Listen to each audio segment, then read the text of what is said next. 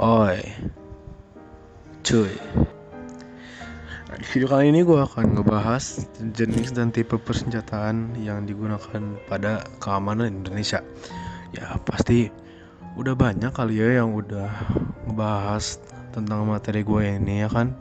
Dan ya di sini gue akan menjelaskan dan memberikan lah yang lebih dari YouTuber lain gitu. Kenapa gue memilih tema ini ya? Habisnya gue suka aja sih sama persenjataan dan alat perang gitu. Kan keren tuh ya alat-alat perang. Ya bisa membunuh dan overall memang keren. Jadi ya itu kurang lebih latar belakangku ya. Jadi sekarang kita akan masuk ke sejarahnya aja lah. Jadi sejarahnya itu Kementerian Pertahanan Indonesia mencerminkan perkembangan kebutuhan dan keamanan negara. Didirikan pada tahun 45 ya habis merdeka dan perannya berkembang seiring waktu dan pemerintahan. Awalnya kementerian ini adalah bagian dari Kementerian Keamanan Rakyat, tapi seiring dengan perubahan kepemimpinan yang penting, jadi ya fungsinya pun makin jelas juga ya kan. Dari Orde Lama hingga era reformasi, kementerian ini membentuk kebijakan pertahanan nasional dan beradaptasi dengan dinamika politik. Di era reformasi, fokus pada transparansi dan akuntabilitas membantu mereka menghadapi berbagai tantangan termasuk terorisme. Nah cuy, pasti lu semua tahu lah ya sistem pertahanan Indonesia, ada TNI dan juga Polri ya kan. Nah TNI itu kan biasanya buat pertahanan negara secara keseluruhan, dan Polri itu ya buat rakyat. Nah di video ini gue akan bahas persenjataan TNI aja ya, bukan Polri. Bang, kenapa nggak sama Polri, Bang? Ya habisnya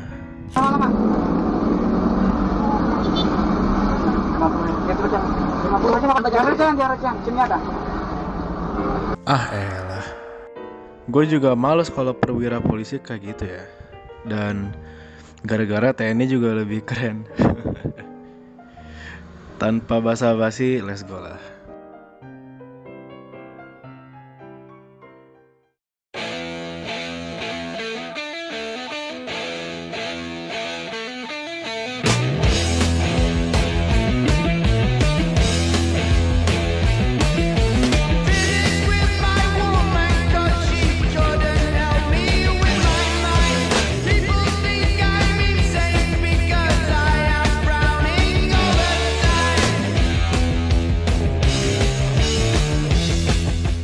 Persenjataan TNI itu ya elemen penting cuy dalam menjaga kedaulatan dan keamanan negara.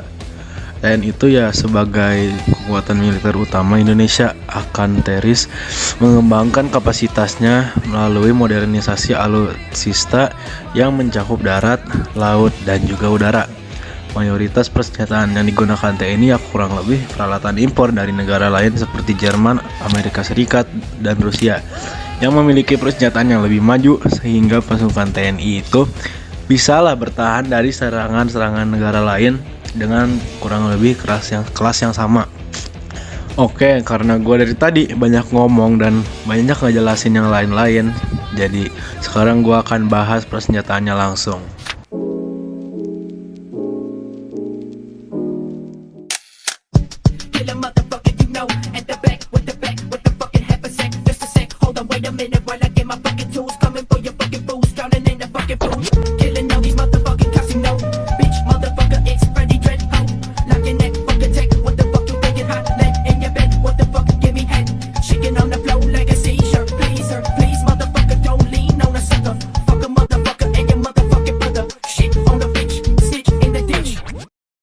Waduh, keren banget kan editan gua.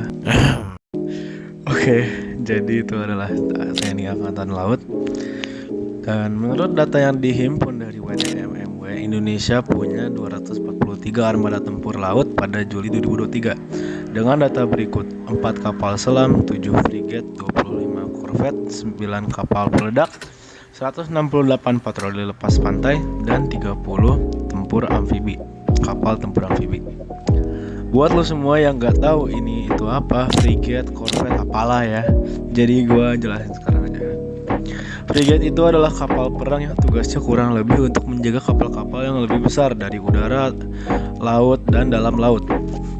Kekuatan terbesarnya bukan untuk di udara sih, lebih ke mendeteksi kapal selam musuh yang susah dideteksi. Kelas frigate juga dilengkapi dengan sistem sonar yang bagus dan juga persenjataan torpedo yang lumayan kuat. Gak hanya itu, kelas frigate biasanya juga dilengkapi helipad untuk menyerang kapal selam menggunakan bom dalam laut atau depth charge. Kelas frigate cenderung cepat, tapi dia tuh nggak secepat kelas destroyer ya.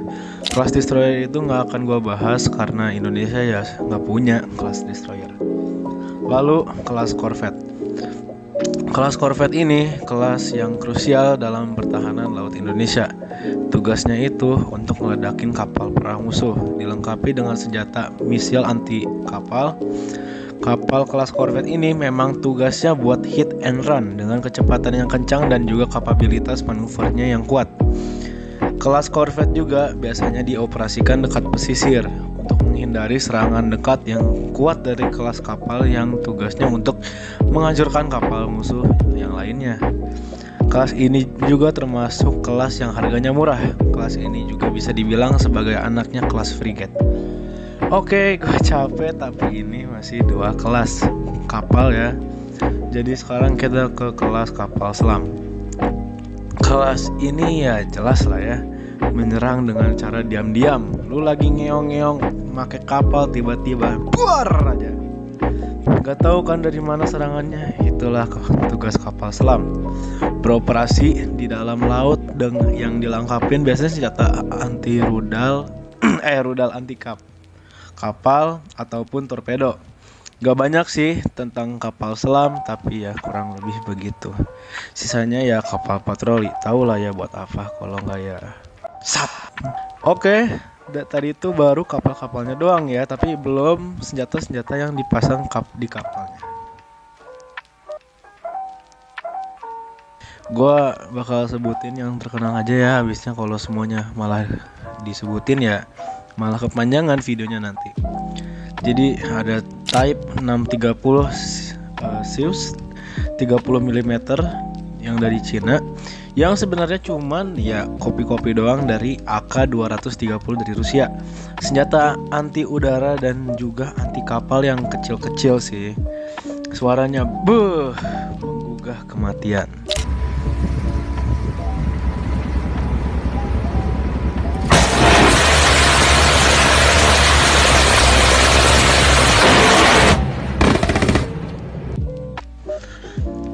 Bofors SAK 57 mm dari Swedia. Ini senjatanya serbaguna, auto-loaded yang artinya pengisian ulang meriam bakal lebih cepat dan akan otomatis. WASS A244/S 324 mm.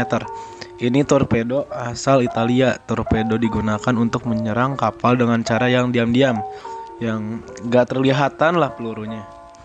Oke, tadi gue udah ngejelasin banyak banget tentang angkatan TNI Laut ya. Dan karena gue juga udah lumayan bosen, pasti kalian semua udah muak kan.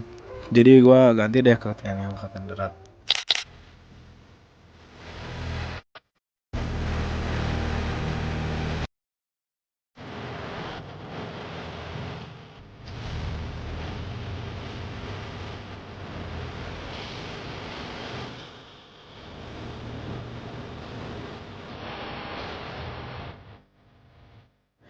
Lagi-lagi editan gua keren banget. Jumlah spesifik persenjataan TNI Angkatan Darat ya yang termasuk senjata ringan, kendaraan tempur, artileri dan sistem rudal detailnya itu ya sering banget dirahasiain sama kementerian ya,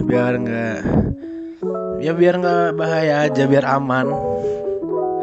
Dan tapi nggak mungkin lah semua senjatanya itu dirahasiakan. Pasti ada lah yang dikasih lihat gitu kan ke publik. Dari data yang gue temuin, TNI Angkatan Darat itu punya kendaraan tempur seperti Leopard 2 yang gue sendiri suka ya. Terus ada PT-76, ada FV101 Scorpion, dan masih banyak lagi.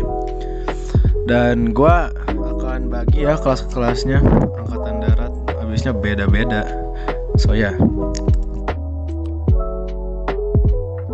Tank. Di kelas tank itu ada Leopard 2 dari Jerman, salah satunya ya. Ya, tank yang lumayan lama dari tahun 70-an. Tapi masih bisa diandelin tanknya walaupun tank lama. Varian yang kita miliki itu ada varian Leopard 2A4 dan 2RI. Bukan 2A6 dan atau 2A7, habisnya kemahalan. Udah terlalu maju yang itu. Dilengkapi dengan meriam L44 berkaliber 120 mm dengan amunisi DM12 Hit FS atau High Explosive Anti-Tank Fin Stabilized, DM13 APFSDS Armor Piercing Fin Stabilized Discarding Saber, dan DM23 APFSDS juga yang kurang lebih sama. Lalu ada FV101 Scorpion dari Britania Raya. Varian yang kita miliki itu adalah FV101 90 yang menggunakan senjata meriam 90 mm Cockerill MK3 MA1. Dan itu merupakan kelas tank yang ringan, FV101 Scorpion itu. Habis itu ada PT76 dilengkapi sama ini nih, meriam 76 mm D56T. Untuk pasukan darat infanteri, mereka diberikan senjata impor juga, dan gua akan sebutin yang populer aja ya. AK-47 dari Rusia, FN Scar L dari Amerika Serikat, SIG MCX dari Amerika Serikat, M2 Browning dari Amerika Serikat, dan Barrett M82 dari Amerika Serikat. Karena gua sendiri mulai capek buat ngejelasin yang lain, jadinya sekarang kita akan langsung ke TNI AU.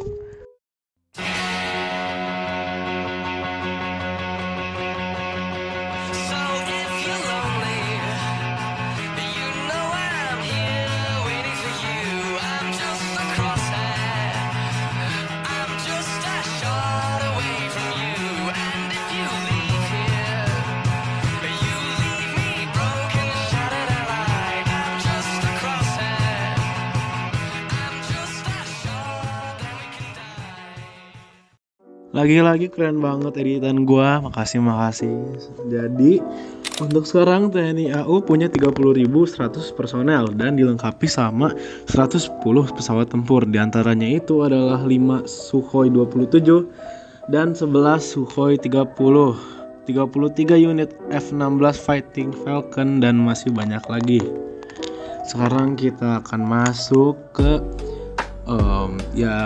spesifikasi yang udah gue sebutin tadi ya. Yang pertama ada F-16, pesawat tempur dari Amerika Serikat dengan nama Falcon ya, seperti tadi gue bilang. Sampai sekarang masih bagus ini pesawat. Amerika Serikat aja masih make. Dan varian yang kita punya itu adalah F-16A, B, AM, BM, C, dan D. Varian paling bagus ya, yaitu varian C, karena emang bagus. Senjatanya bisa dilengkapi oleh AIM-9L, Sidewinder, AIM-120, dan macam-macam bom. Selain senjata misil, ada juga nih senjata yang menurut gua keren banget yang dipakai F-16 secara umum, settingan lah. Namanya M61A1 20 mm, itu gila.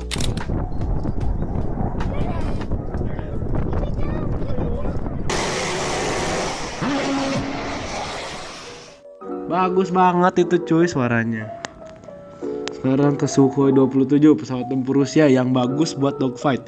Ia itu bisa manuver yang cukup kuat dan dilengkapi dengan R27, R7 dan R73, dan masih banyak lagi lah.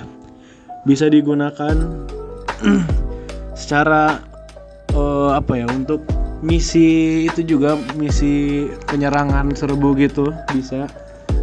Dan Su-30 mirip dengan Su-27, tapi bedanya ini itu lebih ke multi role, bisa buat dogfight atau juga misi serang-serangan juga bisa. Nah, sekarang ada helikopter ya, dan gue cuman mau sebutin dua doang, habisnya gue udah mulai capek ngejelasin, dan palingan lu semua juga udah males ngeperhatiin. Jadi ada AH-64 Apache dari Amerika Serikat, helikopter serbu yang bagus. Sampai sekarang masih banyak yang make, Amerika Serikat juga masih make. Bisa dipasangin rudal dan juga misil anti tank atau roket juga bisa.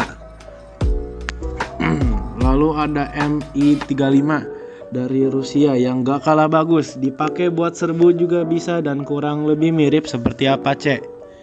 Dia itu ya bisa dilengkapi roket juga dan kurang lebih R-73 juga bisa seperti yang tadi buat melawan sesama jenis aircraft gitu yang bisa terbang gitu juga bisa. Oke, karena tadi gue udah ngejelasin panjang lebar dan banyak banget ya penjelasan gue, dan gue juga udah mulai capek. Saatnya masuk ke babak kesimpulan. Secara umum teknologi perang yang digunakan TNI itu udah tua atau ketinggalan zaman ya, jadinya susah buat ngejar gitu kan standar yang lebih modern. Walau udah gak terlalu meta ya beberapa kendaraan ya, tapi masih bisa dimanfaatin gitu ya.